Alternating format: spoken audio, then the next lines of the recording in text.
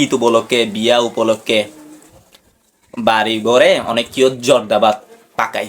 জর্দা ভাত এটা শরীরের জন্য মারাত্মক লেভেলের ক্ষতিকর। আপনি জর্দা ভাতের জায়গায় একটা বাদামি রাইস বলে একটা ভাত আছে, জর্দা রাইস বলা হয়, মানে জর্দা রাইসের জায়গায় আপনি বাদামি রাইস বলে একটা ভাত আছে, ওই ভাতটা বানাইতে পারেন। ওইটাতে কোনো ধরনের রং ইউজ করতে হয় না, ফুড কালার ইউজ করতে হয় না, শুধুমাত্র বাদামের কোয়ান্টিটি একটু বেশি দিতে হয়।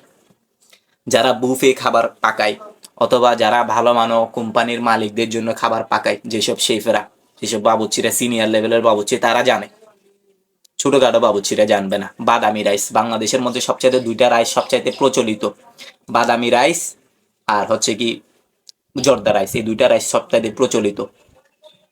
জর্দা রাইস শরীরের জন্য অত্যন্ত লেভেলের ক্ষতিকর।